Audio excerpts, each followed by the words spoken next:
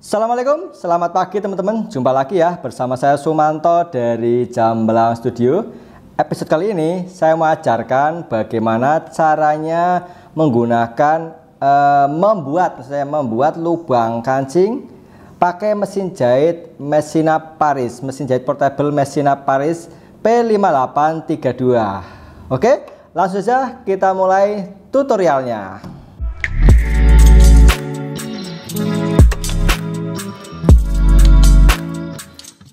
Baiklah, ini saya jelaskan dulu teman-teman ya. Lubang kancing ya untuk lubang tempat kancing ya.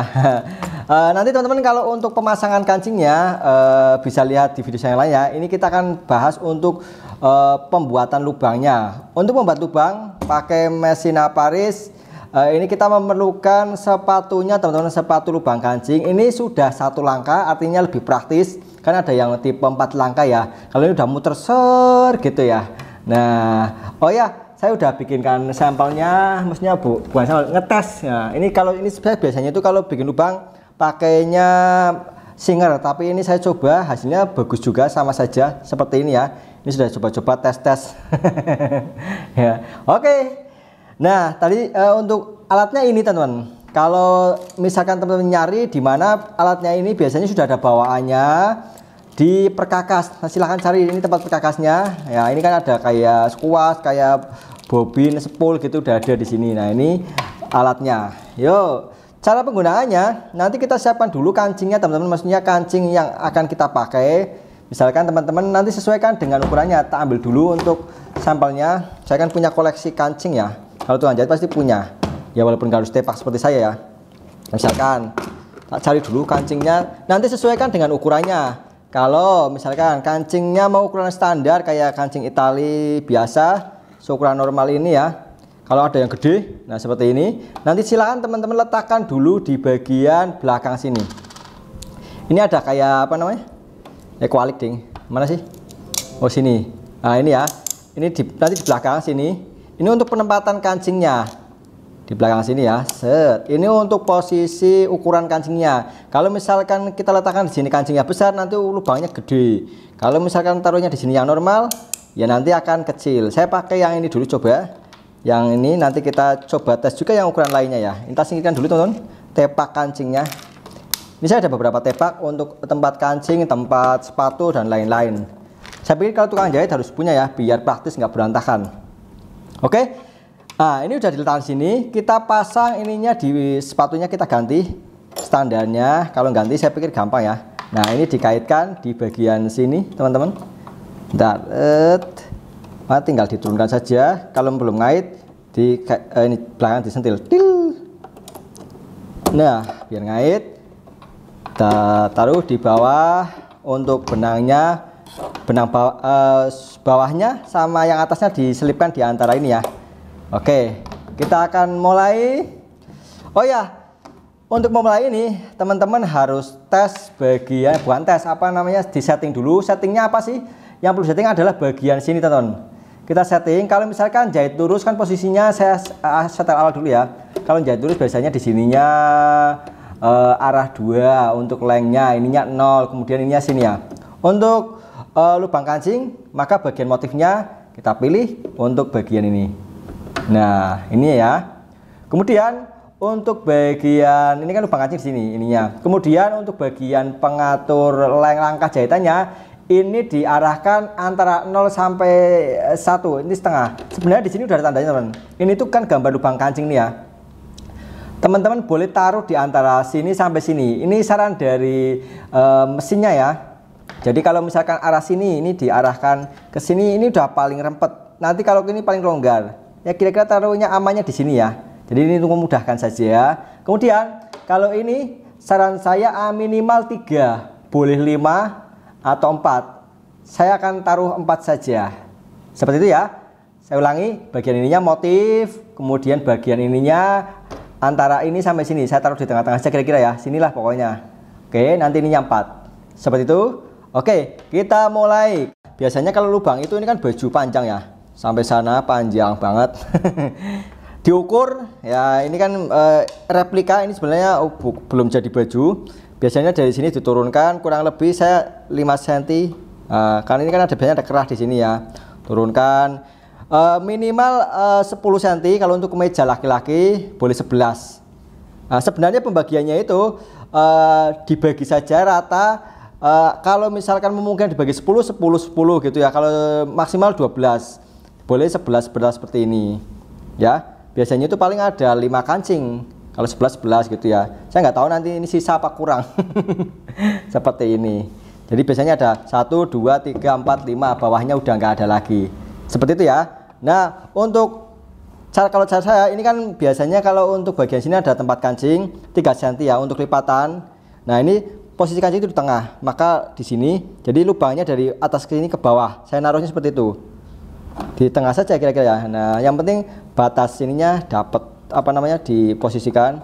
Jadi yang penting pembatasan ini. Nah, ini tengah-tengah.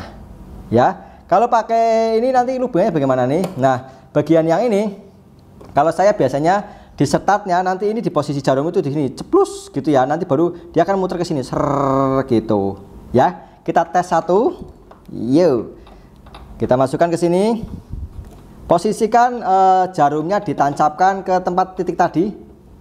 Oke, diposisikan biar ini pakai tak injen dulu. Nah, ini biar pas dulu.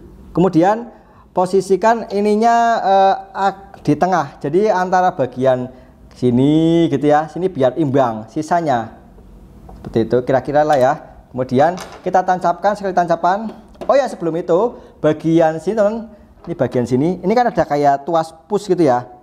Nah, ini tadinya di atas, misalkan di atas. Kalau nggak kelihatan, nah ini diturunkan sedikit, bukan sedikit, sampai mentok. Kemudian kita dorong ke belakang. Nah, tadinya segini didorong belakang, klik gitu ya. Nanti kita bisa baru jalankan. Ini tujuannya fungsinya untuk membalik biar nanti dia bisa kembali. Kalau enggak, walaupun cuma kalau diturunkan toh enggak didorong, nanti dia enggak berfungsi untuk pemutar otomatisnya. Yuk kita jalankan, dinyalakan mesinnya ya. Kita putar saja ini ya. Kalau menjalankan lubang kancing, saran saya tancap satu langkah dulu, memastikan dianya enggak keserimpet, baru kita genjot seperti biasa. Oke, nah dia akan ke belakang. Nanti setelah selesai ukuran dibutuhkan, dia akan kembali. Seperti ini. Kita lihat hasilnya dulu ya. Nah, nanti hasilnya seperti ini. Tak cek dulu, bentar. Ini tak sisakan benangnya nanti biar nggak lepas untuk jahit berikutnya. Biasanya sih kalau jahit seperti ini saya langsung dari sini tarik ke sini, nggak dipotong-potong dulu. Biar sekali kerja. Tapi kan untuk ini biar tak lihat dulu hasilnya. Nah, seperti ini hasilnya teman. Nanti kita bisa lubangi bagian sininya pakai ini atau pakai gunting nggak apa-apa. Kalau teman punya pakai pendedel biar lebih aman. Seperti ini. Tak dorong. Nah, dengan pakai lubang kancing yang otomatis seperti ini, yang sudah satu langkah, dia nanti tepat dengan ukuran ininya. Apa namanya? Ukuran kancingnya. Bentar, ini kok saya harusnya ambil tadi ya, satu lagi.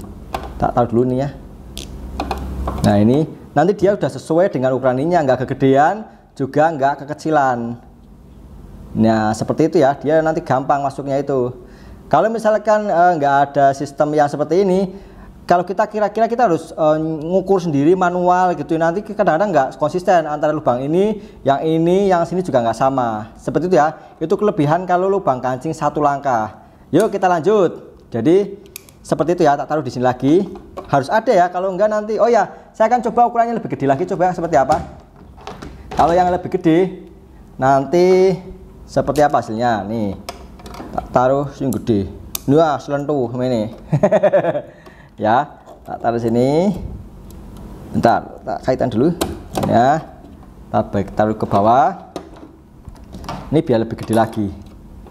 Lebih gede lagi. Nah, ini yang gedenya segede ini ya, segede gabang. Ya, tak jahit lagi seperti ini. Tapi biasanya kalau lubang kancing ya sama ya, masa bagian atasnya kecil bawahnya gede, ini kebalik ya. Nah, diatur posisikan jangan terlalu ke sini. Misalkan gini teman-teman, ininya 3 cm ya, nanti perkirakan sini bagian sampingnya biar seimbang gitu ya. Yang penting fokusnya titik awalnya itu di sini. Seperti itu. Nah, seperti ini tak tancapkan sekali bentar biar nggak lepas. Kemudian tak turunkan lagi karena tadi saya naikkan ya. Sebenarnya biasanya nggak saya naikkan kalau biar sampai selesai, di kebelakangin, didorong ya, didorong nih ke sana, klik gitu ya. Oke, kita jalankan. Nah, nanti dia akan lebih panjang lagi hasilnya daripada yang tadi. Nah, karena kancingnya gede. Oke, seperti ini. Nah, ini lebih panjang lagi teman-teman ya daripada yang tadi ini. Ini kan pendek, ini panjang lagi.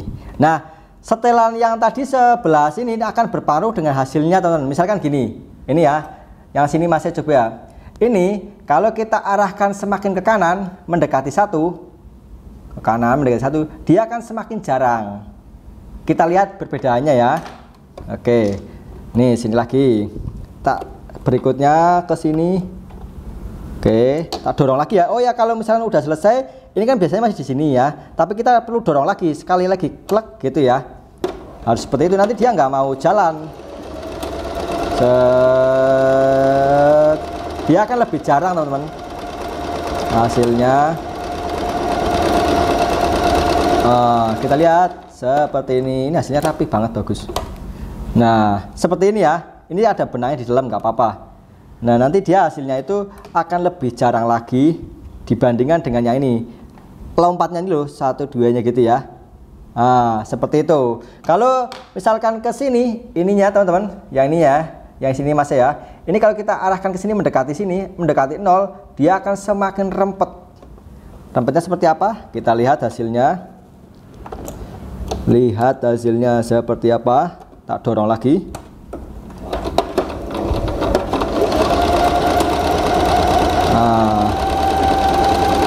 Ini meja saya itu nggak rata teman-teman. Ini kalau ngebut kayak goyang-goyang.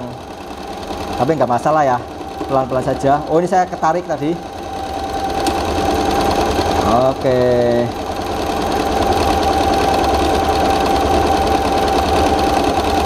Oke, sip. Nah, ini tadi. Ini hasilnya lebih rempet lagi teman-teman dibandingkan yang ini. Ini kan jarang ya. Ini rempet. Ini tadi jendol teman-teman ini. Tadi soalnya saya ketarik ke sini. Ini harusnya teman kalau jahitnya rempet seperti ini, apa namanya, settingan harus dibantu kayak maju ke dorong belakang. Nanti ketika kembali juga dibantu sedikit. Malah saya tadi dia waktunya jalan ke depan, saya tarik ke sini. Jadi dia berhenti di sini. Tapi ini bagus hasilnya, kok rapi kok. Ya, seperti itu. Kalau bagian yang atas, yang ini teman-teman, ini pengaruhnya apa sih? Ini pengaruhnya itu untuk bagian ini. Ini saya arahkan ke sini saya agak ke sini dili. Ini setelan sedangnya ini menurut saya di sini lebih enak. Kalau ini nanti terkait dengan lebar zigzagnya, katakanlah misalkan 1. Oke, kita coba ya. Kalau ini kan lebarnya dia sekitar 2 mili ya, yang ini nih. Ya, ini sekitar 2 mili. Kita coba. Kalau ini dia dikecilkan, nanti seperti apa hasilnya. Oke.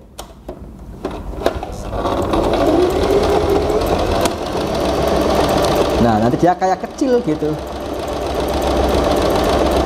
Zigzagnya malah ini ya kayak kecil banget gitu, rempet antara kanan dan kiri.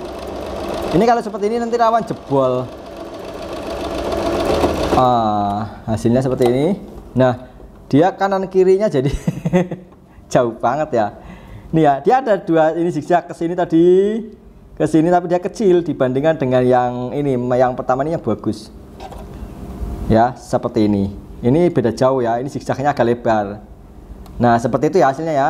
Jadi menurut saya, saran dari saya teman-teman, settingan yang paling bagus itu seperti apa? Kita kalau untuk kancing kan terserah lubang gedenya ya. Tapi kalau ini, kalau untuk mesina, bagian yang width ini, yang lebar ini zigzag, saran saya ini 4 boleh 5, nggak apa-apa. Minimal 3,5 lah ya. Ini 4 tadi lebih bagus. Kalau ininya jangan terlalu mepet sini, agak ke sini ya, di sini. Ini bagus. Kalau ini ya tentu saja wajib ininya. Seperti itu untuk settingannya. Oke, saya rasa cukup jelas. Setelah selesai teman ya, ininya jangan lupa ini dibalikan teman, ini dikembalikan. Ini cara balikinya yang ini. Kalau tadi kan sini, tinggal kita dorong ke atas, memastikan udah, nah sampai ke atas mentok ya. Jadi ini tadi didorong ke atas, dipegang saja ke atas. Harus dikembalikan, nanti cerimpet kalau buat jahit. Setelah itu kita kembalikan. Untuk sepatunya ganti dengan sepatu jahit standar. Nanti untuk motifnya kalau mau jahit lurus diganti juga, dikembalikan.